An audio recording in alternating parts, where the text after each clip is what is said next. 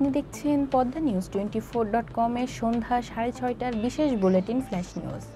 আঞ্চলিক সংবাদ নিয়ে সাথে আছি আমি নাদিয়া জামান। facebook.com/poddanews24 পেজ ফলো করে আমাদের সাথেই থাকুন। জলবায়ু পরিবর্তনের মারাত্মক ক্ষতির শিকার রাজশাহীর চর খিদিরপুর। খরা, নদী ভাঙ্গন ও বন্যার মতো প্রাকৃতিক দুর্যোগ এই চরের মানুষের নিত্যসঙ্গী।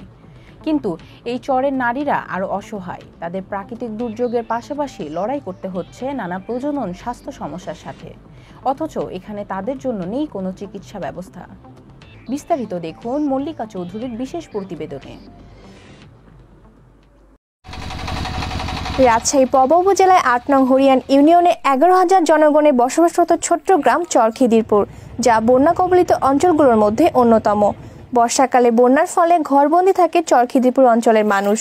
এই সময় নারীদের সাংসারিক কাজ করতে হয় কোমর অবধি পানিতে, যার ফলে দিনকে দিন বৃদ্ধি পাচ্ছে স্বাস্থ্য ঝুঁকি। মাথার ছাদ রক্ষার্থে পানিবন্দী অবস্থাতে নারীরা ঘর বাড়ি ঠিক করার সময় যৌন ও প্রজনন স্বাস্থ্যের ক্ষতির সম্মুখীন হচ্ছে, জানালেন ভুক্তভোগী নারীরা।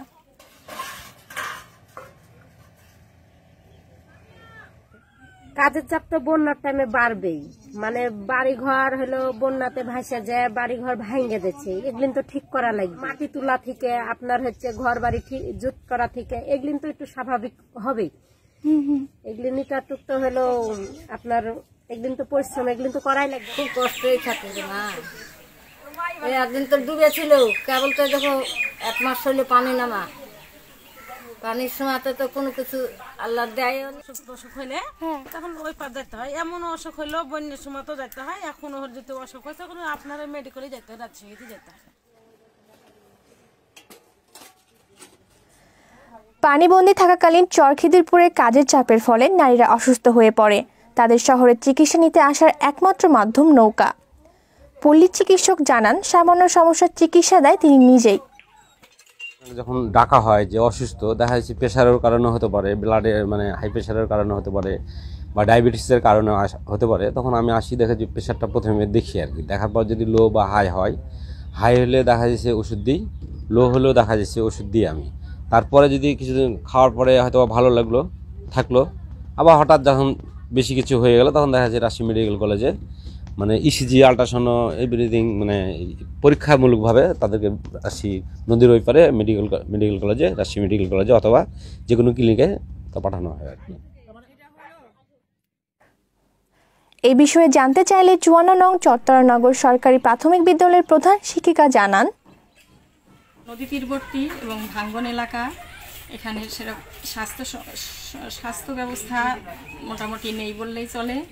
কারণ বিশুদ্ধ পানির অভাব, বন্যার সময় বন্যা, আবার যখন শুকনা মৌসুমে উত্তপ্ত বালি হেঁটে পদ্মা পার হতে হয়, এদের জীবনযাত্রা খুবই দুর্বিষহ।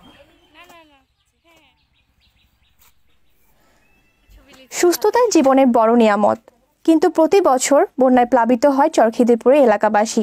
বেড়ে যায় নারীদের কাজের চাপ ও স্বাস্থ্য ঝুঁকি। তাই মানসম্মত চিকিৎসা ব্যবস্থা চরাঞ্চলের মানুষের জন্য অত্যাবশ্যক, এমনটাই মনে করে এলাকাবাসী। চর খিদিরপুর থেকে মল্লিকা চৌধুরী, পদ্মা নিউজ, রাজশাহী।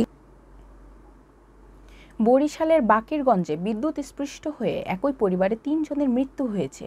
শনিবার দুপুরে উপজেলার ৪ নম্বর ঢালমারা গ্রামে ঘটনাটি ঘটে। মৃতরা হলেন সোনিয়া আক্তার, তার মেয়ে সাবরিনা ও ছেলে সালমান। মৃত্যুর বিষয়টি নিশ্চিত করেন বাকেরগঞ্জ থানার ভারপ্রাপ্ত কর্মকর্তা আফজাল হোসেন। বলেন, খেলার সময় শিশু সালমান বাড়ির পাশে একটি লেবু গাছে হাত দেয়। গাছের ওপর বিদ্যুতের তার ছিঁড়ে পড়েছিল। তাকে উদ্ধার করতে যায় বোন সাবরিনা। এ সময় সেও বিদ্যুতায়িত হয়। পরে 2 সন্তানকে উদ্ধার করতে গিয়ে বিদ্যুৎস্পৃষ্ট হয়ে মারা যান মা সোনিয়া আক্তারও। নির্বাচন কমিশনার রাশেদা সুলতানা বলেছেন, সরকারি সুবিধা ভোগ করে এমন কেউ নির্বাচনী প্রচারণায় অংশগ্রহণ করলে যে প্রার্থীর প্রচার করবে তার প্রার্থিতা বাতিল করা হবে। শনিবার লালমনিরহাটে মতবিনিময় সভায় সাংবাদিকদের নিয়ে এসব কথা বলেন। ইসি বলেন, নির্বাচন কমিশন চায় সহিংসতা মুক্ত একটি সুষ্ঠু নির্বাচন। আইনের প্রতি শ্রদ্ধাশীল হয়ে প্রচারণা চালাতে হবে। এর বাইরে গেলে শাস্তি পেতে হবে প্রার্থীদের।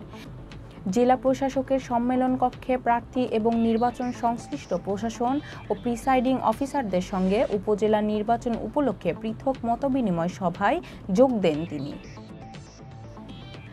মুন্সিগঞ্জে ব্যাটারি চালিত অটোরিকশার ধাক্কায় মায়ের কোলে ছিটকে পড়ে 1 বছরের শিশু হুমায়রা আক্তারের মৃত্যু হয়েছে। শনিবার সকালে সদর উপজেলার মদিনা বাজার এলাকায় ঘটনাটি ঘটে। সদর থানার ভারপ্রাপ্ত কর্মকর্তা আমিনুল ইসলাম বলেন, মদিনা বাজারের উত্তর পাশে খানকা শরীফের সামনের সড়কে দুটি ব্যাটারি চালিত অটোরিকশার মুখোমুখি সংঘর্ষ ঘটে।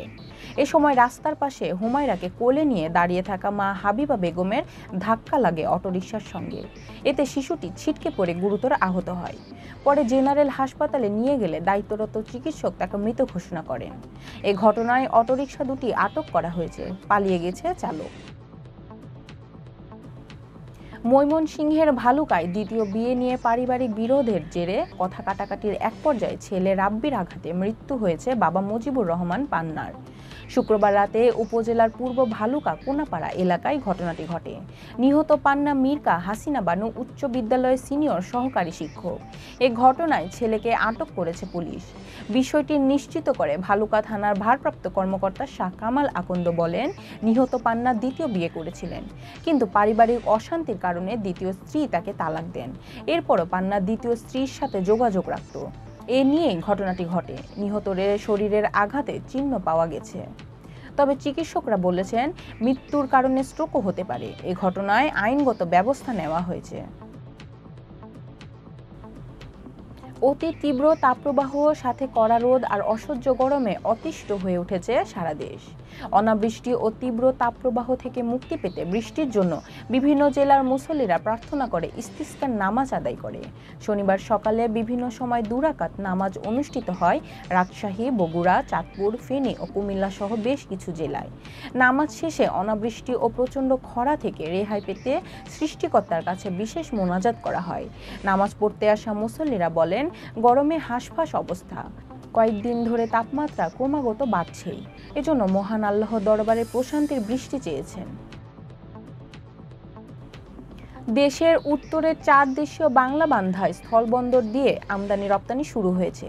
ভারতের লোকসভা নির্বাচনের দ্বিতীয় দফায় ভোট গ্রহণ অনুষ্ঠিত হওয়ায় আমদানি রপ্তানি 3 দিন বন্ধ ছিল।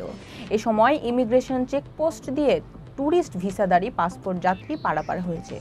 শনিবার সকাল থেকে বন্দরের আমদানি রপ্তানির কার্যক্রম যথারীতি শুরু হয়। স্থলবন্দর লিমিটেডের ম্যানেজার আবুল কালাম আজাদ বিষয়টি নিশ্চিত করে বলেন, ভারতের লোকসভা নির্বাচনের দ্বিতীয় দফায় ভোটের কারণে দার্জিলিংয়ের জেলা ম্যাজিস্ট্রেট ডাক্তার প্রীতি গোয়ালের স্বাক্ষরিত বিজ্ঞপ্তিতে আমদানি রপ্তানি বন্ধ ছিল।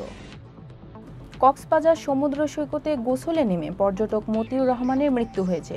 শনিবার সকালে সৈকতের সুগন্ধা পয়েন্টে ঘটনাটি ঘটে। তিনি কুমিল্লা বুড়িচংয়ের বাসিন্দা।